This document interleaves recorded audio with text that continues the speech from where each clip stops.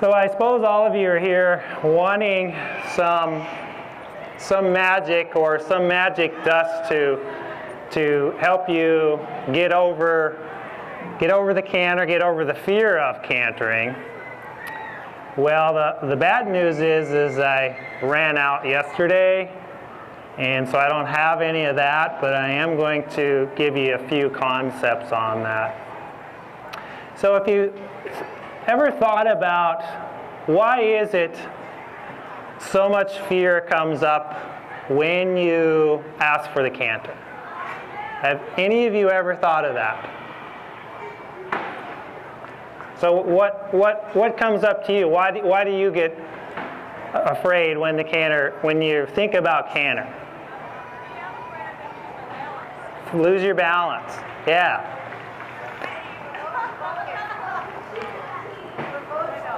Provokes bucking. That's a good one. As I travel around and teach, I'd say probably 50 to 75% of my students, when I just say the word canter, their body goes, it tightens up, already changes and goes, oh my gosh, we're going to do that. So there's this huge fear, and rightly so. There's a few of you saying, lose my balance, and getting bucked off, falling off's a, pretty big one. And so all of those fears, they play over in our mind before we go into the canter. And there's something unique about the canter. The canter, why do we get it at the canter but not at the trot? And part of it is the speed, and part of it is the canter is a 3-beat gait. So it's a little unbalancing for you as a rider. So you have to be able to follow that movement, where a trot is just, pretty basic. You can post, you can go up and down and follow that feel. And a walk, it's slow enough so we can just follow that movement. Where the canter, you have the speed coming in. So it's a lot harder to manage and negotiate that. So how do we identify the fear? Have you ever thought about identifying what exactly is it that's causing the fear? What I find, in studying and watching it and looking in my own fear is it's the feeling I can't handle it. If you really look deep into what fear is, it's that feeling I cannot handle the situation. Because if you all of you think of something you're really good at doing, and you're a master at that. Does fear pop up much when you think about that? No, because it's easy for you. You know whatever comes your way, you can handle that. Okay? So how do we present and how do we develop ourselves to be able to start handling the canter? Okay? Well, first thing is can you identify where that fear is coming from? So really become aware of your body, become aware of what's going on, what's causing the fear. Every one of us, it's going to be a little something different. But can we figure out what that is? Become aware of the circumstance and figure out where the piece is that I'm going, oh my gosh, I can't handle that. Because if you can go, oh, I can't handle that on that piece, then you can look back and go, I wonder what I could do to help me get to the point where I can handle that. Okay? So the canter, we're going faster, we're speeding up, we're going, the rhythm feels funny, it's a 3-beat, so we're off with that. So we have to have a lot of things going. So You're looking for that awareness, finding where the issue is. So those are more of the things that you're going to think about in your head. You know, those are the things that are going on in our head. What are some things that we can do to help that? So there's really three things that, there's more than three things, but I boiled it down to three things. And the first is, are you physically fit and is your horse physically fit? Those both go hand in hand. So if you're not feeling like you can handle what the horse throws at you, then that worry is going to come up, that fear is going to come up. But if you get in a place where you feel more physically fit to be able to handle that, it's much easier. This summer, one of the clinics I was doing, this gal, she's a firefighter, and she's riding the saddlebred, and I'd worked with her a number of times this past year, and her horse is getting better and better, but we're out in this big open meadow, and her horse is, you know, saddlebred, feeling really good, and just kind of taking off on her. And so she's just, you know, flying around, trying to get control, and I was helping her, telling her some things. But a huge reason she was able to handle that is because she's a firefighter. She could handle what was coming her way. You know, afterwards, she's, you know, you could tell she was afraid, but she could do it because she physically was in shape to be able to do that. So you really have to think about that. And then your horses. Is your horse to a place where you can just go out and pick up a canter? Or, you know, are you just saying, oh, I think I should canter, so now let me go pick it up? And usually, you know, things fall apart. So the second thing is prepare, prepare, prepare. You prepare your horse to the point that the canter is not a big deal. To the point where the horse goes, oh, I'd love to do that. Instead of saying, hey, let's push into it, let's make them do it, instead of allow them to do it. So I tell my students a lot is imagine holding a bird in your hand, and you open your hand and the bird flies out. Just imagine if that was your canter depart. That you could just allow your horse to canter and the horse would go, oh, I'd love to. Does anybody have that on their horse? Where their horse says, oh, I'd love to go cantering. Sometimes when you're coming home on the trail? Yeah. So take that feeling of when they're just, oh, I'd love to. Now it takes time to develop that. So the third thing is the canter depart. To me, it's all about getting a nice canter depart. So the physical fitness. How do we prepare our horse for the canter? Everybody, you know, lots of great trainers out here today. Everybody has their own techniques and their own ways of doing it, and all it's super because each horse is a little different. Each horse I prepare for the canter is different. But there's set things that you're looking for. So what I look for is, can I get a nice rhythm in whatever it is I'm asking for? Whether it's the walk, whether it's the trot. Do I have them paying attention? Is my horse responding when I ask? Or do I still have to kind of work at that? Okay? So we're looking, or there's three things with that I'm looking for. So if I'm out here walking, I'm looking for forward rhythm, and then is my horse following the line of travel that I'm on? So I'm on a circle here, so is my horse actually on that circle? And then the third thing is my horse bent on that line of travel? So can I get those three things at the walk and at the trot on a straightaway and on a circle?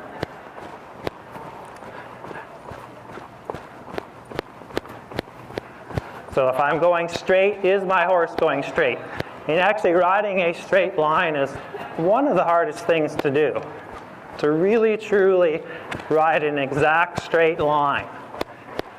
And then if I'm on a circle, is my horse on the circle? So I'm looking for forward rhythm. And then is my horse on the line of travel that I'm on? Third thing is my horse bent on that line of travel? Do I have a nice arc from the pole to the tail as I'm going around there? Because if I do, then I have a balanced horse. Now, how do you get that? You're looking for the forward rhythm. The forward rhythm's important. If you don't have that, then it's hard to get anything else. So the moment you say, let's go, your life comes up and you say, let's go, there needs to be a response.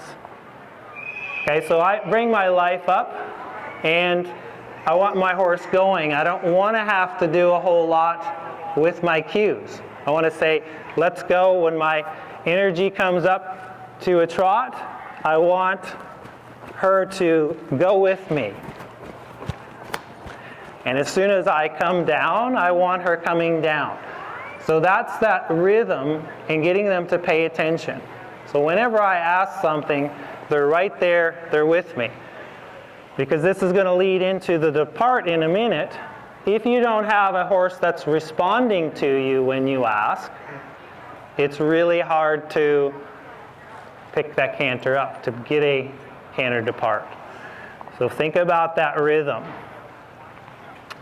Now, this leads into the physical fitness part on both our part and the horse's part. So for the human, what'll help you to become physically fit is work up to the point where you can trot for 15 to 20 minutes nonstop, and when you get off, you're not exhausted. Okay? That might be a 6-month project, but just work towards that. Because when you get to where you can trot for 20 minutes, you will be like, oh man, all these different things start showing up that you never felt before. Because you're developing enough time, and that riding long enough is a huge part of developing the rhythm. So if you can get to where you can ride for 20 minutes, by the time you get to that 20-minute mark, you're going to have pretty good rhythm going on.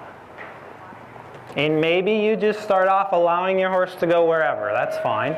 Just allow them to go till they develop that rhythm. Then you can start putting them on the circle and going and that sort of thing. So we're looking for that rhythm. Then the second thing is the horse bent on the line of travel? So I'm on a circle. Can I bend my horse through its body on that line? So often what happens is the horse goes around and the nose is tipped out here. Or they're like this, they're dropped down on the shoulder coming around. So if I shift my weight over there, she drops onto that shoulder. Back to awareness. Are you aware of your horse's body posture? If your horse is leaning on one shoulder or the other, it's going to be really hard to pick up a left lead if they're leaning on that left shoulder, or a right lead if they're leaning on the right shoulder. So all of these things are building for a good depart. So we're working on that bend.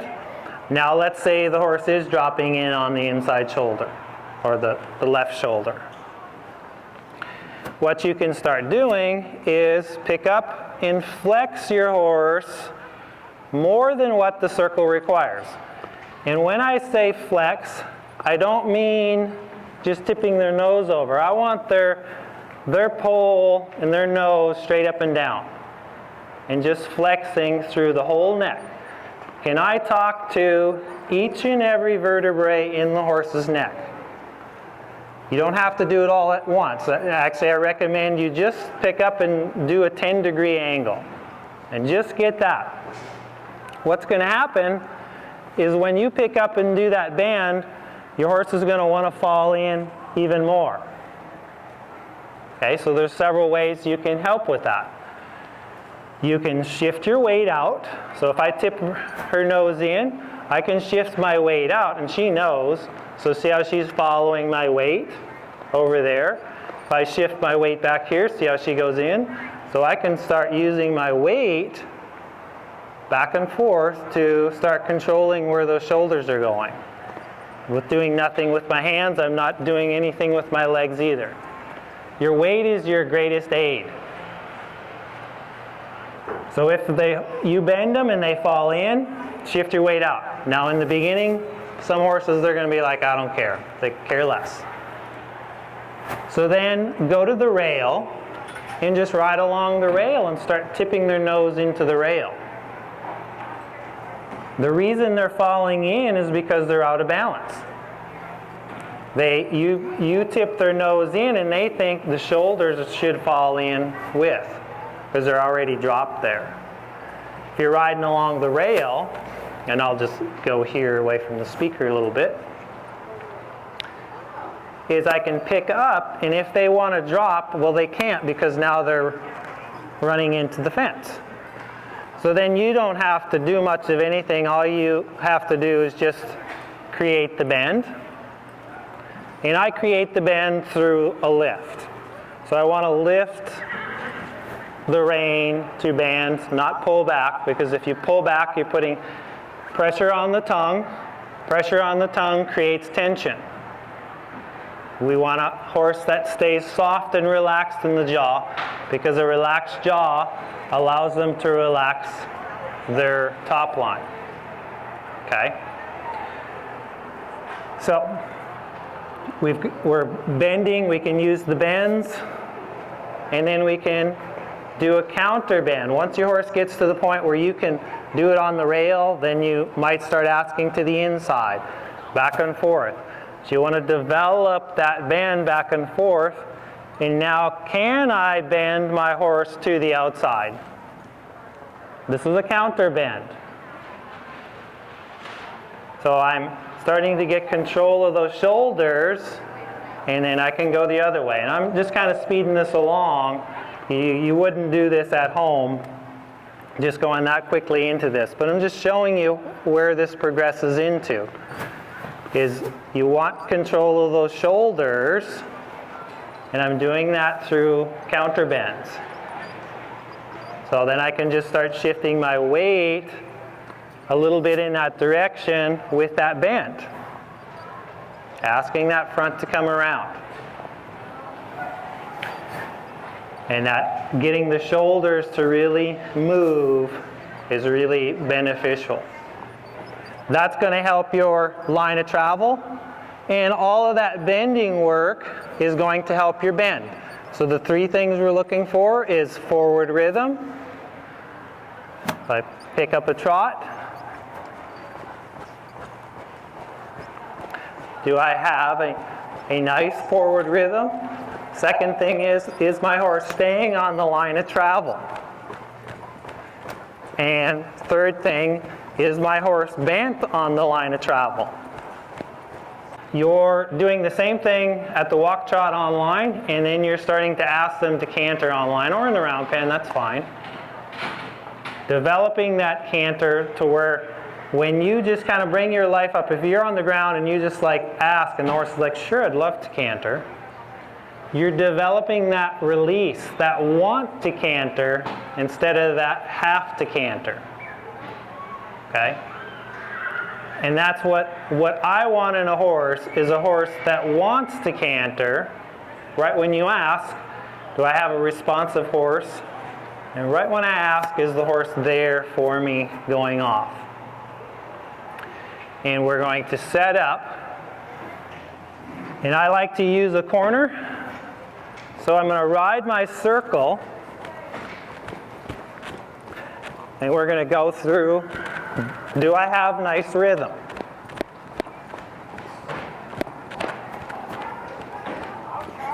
Do I have a nice circle? Is my horse paying attention to me? Do I have a nice bend in the horse's body? And right as I come to the rail is when I'll ask.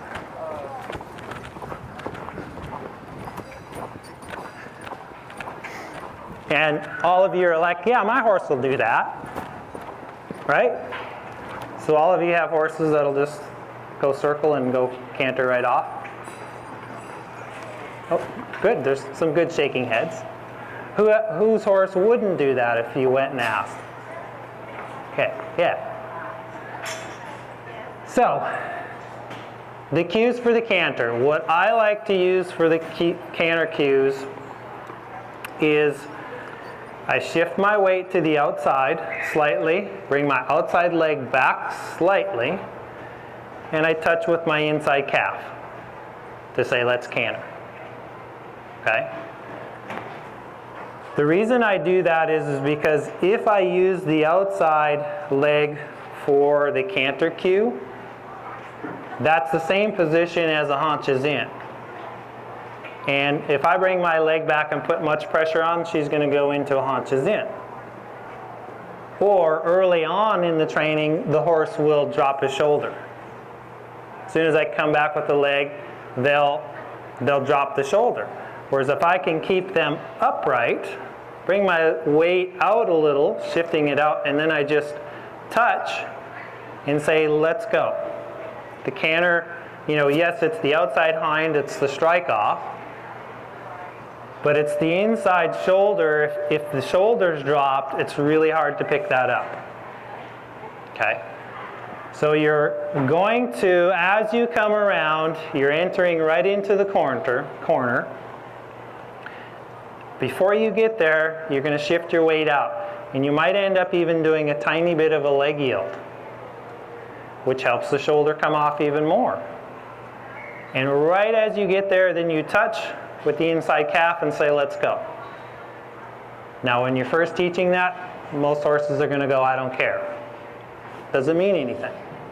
Okay? So then you're going to do it.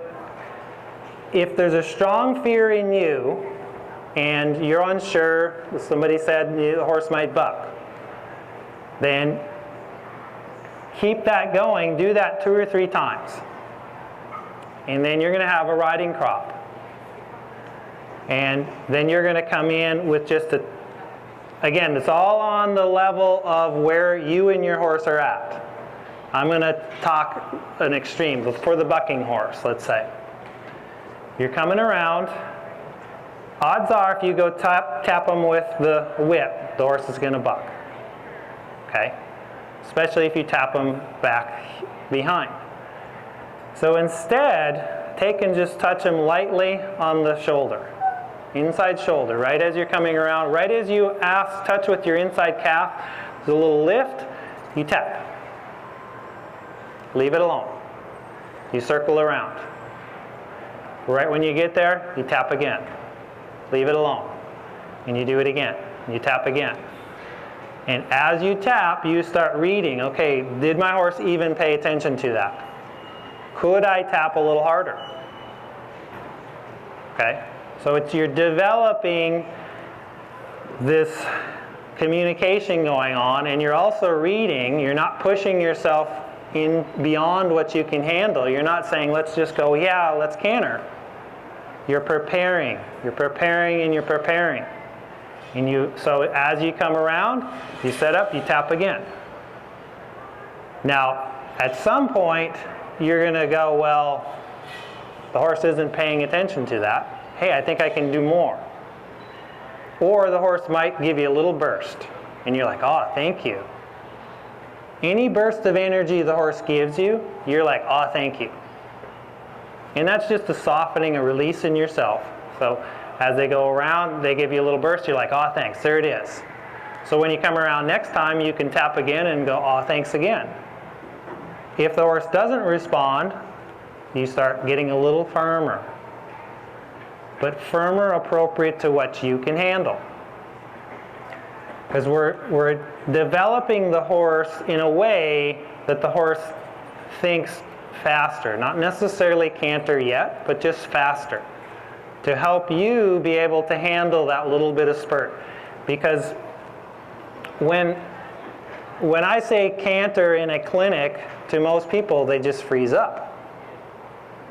So then I have to help them to unlock that. And you do that through repetition of just going around, and you start going, well, hey, that wasn't so bad. I think I can handle that. And you keep doing that. And if this takes you a month, big deal. This is you and your journey with this.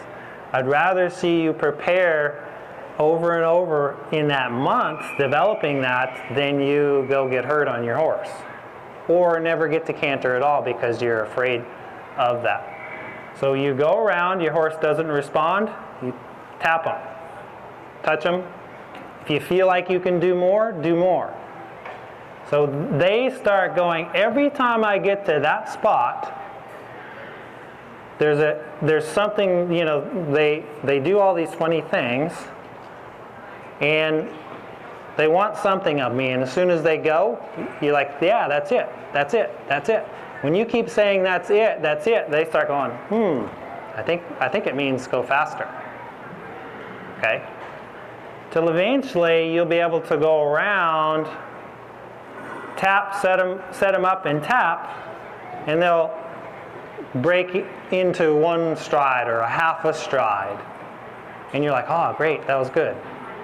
Set them up again.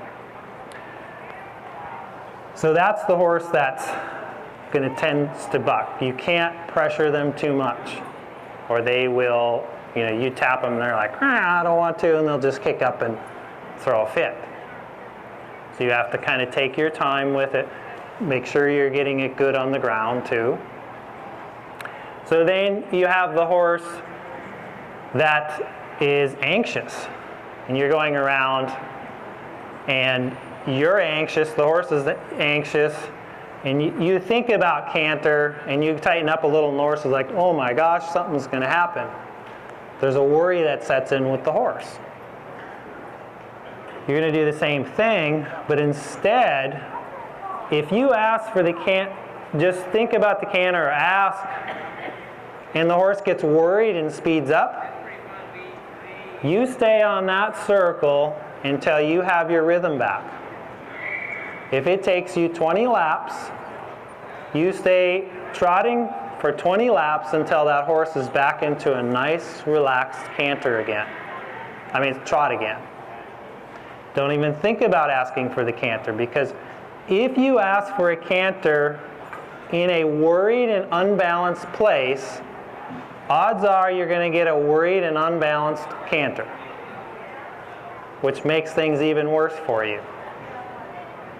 So ask for the canter always out of a relaxed place, not out of a worried place. And what's really cool, I found, that by doing this technique, even with green horses, is if you prepare, and then all of a sudden they're like, hey, I get this. And they'll just canter off this beautiful canter. I'm like, wow, that's, where'd that come from? In the years past, I, pushed the canter a lot more. And so the horses, you would get the canter, but they would get worried. Every time you asked for a canter to part, they'd be like, oh, I know something's coming. When you do it this way, they don't get worried about the canter, or you're saying, hey, if you do get worried, we're not cantering until you're relaxed. So you circle as many circles as you need to, and then you say, hey, let's try it again. And you might go and they'll speed up again, and you just go over that again until they can get to the point where, oh, it's not about running off. And usually the running off with the horse is they're unbalanced. And when a horse is unbalanced, they get worried. So the more balanced we can keep our horse, the more relaxed we can keep them, the easier it is to pick up that canter. The easier it is to go out there and say, hey, let's go. So you go around and you just keep going, you set that up and say, hey, let's go. Now there's many different techniques. I'm just kind of giving you one here of how to really help the horse do that. You know, another one is, you know, if you've got a sticky lead, is you can do a little leg yield into the corner, getting them off that shoulder, and then asking for the canter.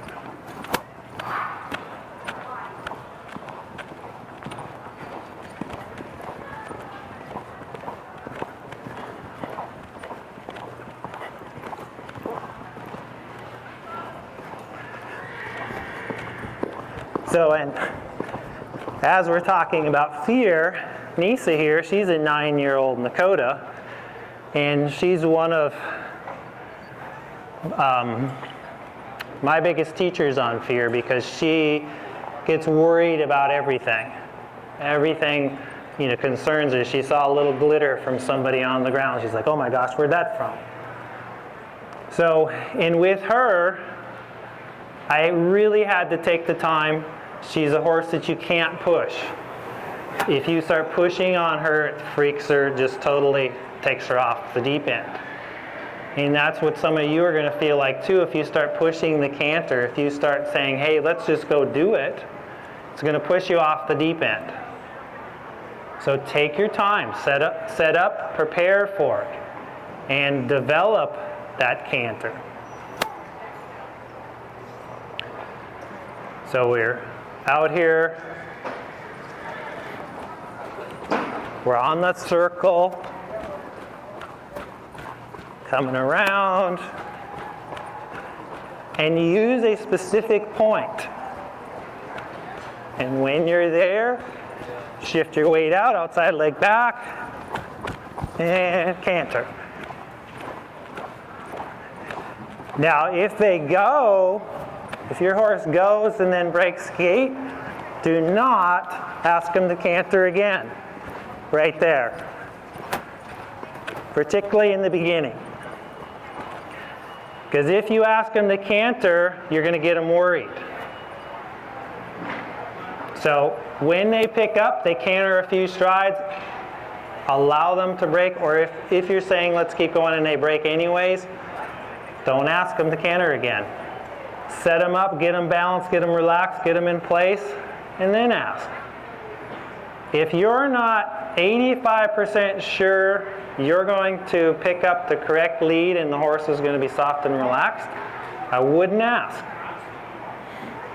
Because so often the horse picks up and then they break gait and we're like, hey, get going again. And that makes the horse worried. Causes them to go, I must have done something wrong. Now, yes, there's the flip side to that. After you do that a number of times or quite a few times, then the horse does need to go a little farther. So if you get to that point, right as you feel, and they'll usually give you a pattern. It'll be 2 or 3 strides and they're like, oh, well, let's break gait. And so you're working on great departs. And you give 2 or 3 strides, oh, break back down. You'll know the pattern. You're being aware of what's going on. So as the horse, right before the horse breaks back down, you're going to ask for another canter depart. Before the horse is actually broken gait. So you set up and do the exact same thing you've been doing beforehand. Shift your weight out, touch with the inside calf, and say, let's go. And that'll reignite them to maybe give you 3 more steps. And try to do it before they actually break gait. I know it doesn't always work, but that's what you're aiming for, because then you can get 6 strides. And then 12 strides. and you got your circle. But again, if it takes you 6 months to develop that, it doesn't matter. Take your time with this. Allow your horse that time, allow yourself that time. Get to where you're feeling comfortable doing it, or comfortable enough to where you can do it. Like I say, the fear is not going to totally go away, but you need to get comfortable enough to the point where you can actually go out there and do it without just totally being a nervous wreck. So develop that. So great. Any questions on that?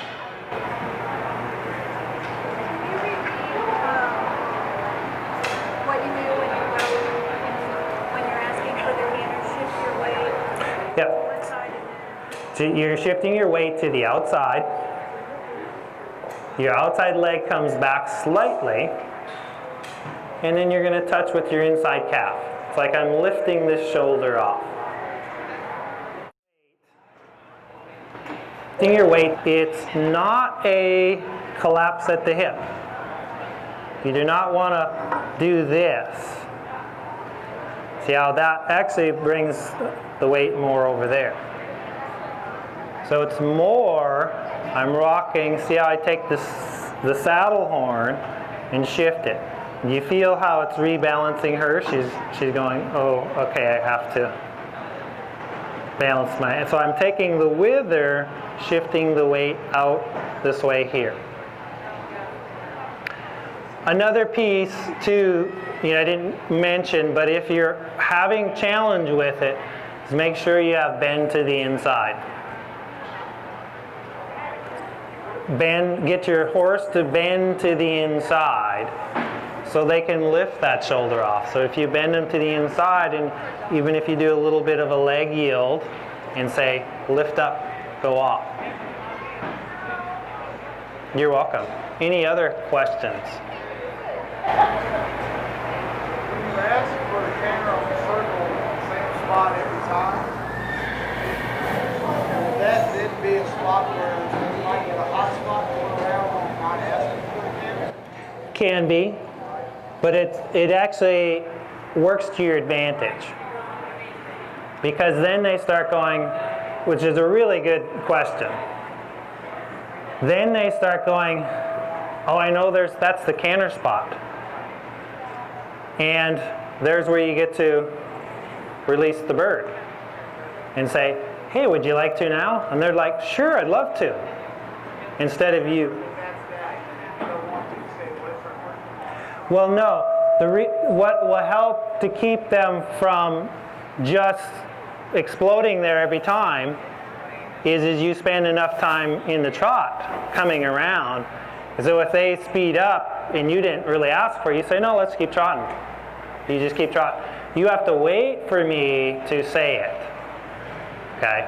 So, but there's a really good point is yes, they'll get to where they'll expect it there, but we want them to expect it, but we don't want them to rush it and get worried about it. If they are, then you just keep the trot going. You keep going until they figure that out. Once you're comfortable with the canter on the circle, that you built up that, how do you translate that into then asking for it again anywhere else? Okay. So you might do it on this corner here a couple days in a row. You might go to another corner and do it in another corner a couple days in a row. Use the corners. And you might be in a corner for a while. And once they start learning the depart is maybe you're coming along here, and so I can set up my circle right along the end of the arena here. So I'm riding a circle out like on the center line, and I'll come right to the rail, and right as I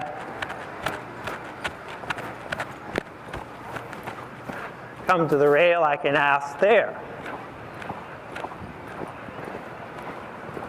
And get that to where it's real nice out just where you're using the fence just a little bit, just to help the depart. And then you can go off. And then once that's going well, you can come on out and start asking for the canter just off in the center of the arena. Okay.